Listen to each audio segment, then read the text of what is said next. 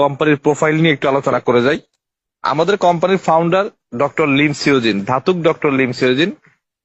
তার পরিচয় দুইটা, একটা ধাতুক একটা ডক্টর। ধাতুক হচ্ছে মালয়েশিয়াতে যারা ফিনান্সিয়াল ফ্রিডম, উনি 10টা বছর মাশরুম নিয়ে স্টাডি করছে, দেখছে এটা মানুষের পা থেকে মাথা পর্যন্ত প্রত্যেকটা অর্গানের জন্য গুরুত্বপূর্ণ একটা খাবার। তখন মালয়েশিয়ার কেডাতে 60 একর জমিতে ফার্ম এবং ফ্যাক্টরি করে, অর্থাৎ মাশরুম সে নিজেই চাষাবাদ করে এবং উৎপাদিত মাশরুম দিয়ে কিছু প্রোডাক্ট ম্যানুফ্যাকচারিং করে।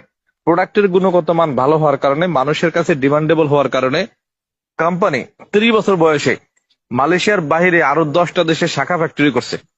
চীন, Indonesia, Mexico, India, Korea, Dubai, Peru, Morocco, Nepal এবং বাংলাদেশ। বাংলাদেশের গাজীপুরে কিন্তু আমাদের ফ্যাক্টরি আছে। 2002 সাল থেকে বাংলাদেশও ডিএক্সএল বিজনেস করছে। 180টা দেশে ডিএক্সএল এর অফিসিয়ালি অফিস শোরুম আছে, 200টা দেশে অ্যাক্টিভিটিজ মানে কার্যক্রম আছে। এখন প্রশ্ন হচ্ছে 180 দেশে অফিস শোরুম থাকলে 200 দেশে কেমনে কার্যক্রম থাকে?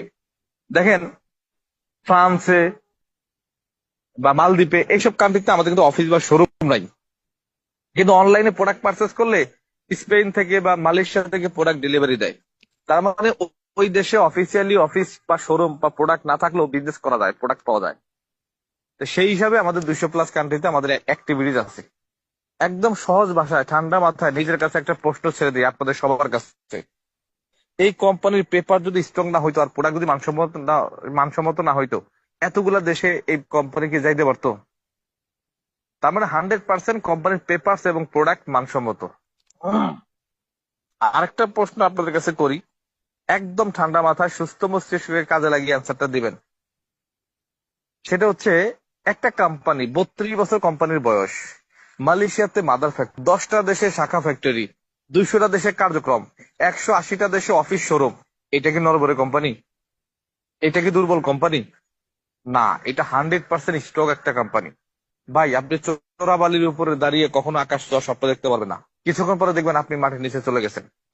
একটা ফুটা বালতিতে সারাদিন আপনি পানি রাখবেন, দিন শেষে মাস শেষে বালতি ফাঁকা। কারণ কি? আপনার পরিশ্রমের মধ্যেও কমতি ছিল না, পানির মধ্যেও ঘাটতি ছিল না, কিন্তু শুধু বালতি ফুটা হওয়ার কারণে আপনি পানি জমাইতে পারেন নাই। ঠিক ডিএক্সএন কোম্পানি হচ্ছে একটা বালতি, আর আমাদের সময় শ্রম মেধা হচ্ছে একটা পানির মতো।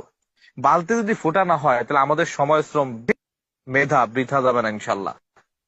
তখন আমি স্টাডি করে দেখলাম যে না, কোম্পানি স্টক, এই কোম্পানিতে কাজ করা যায়, কাজ করা যায়।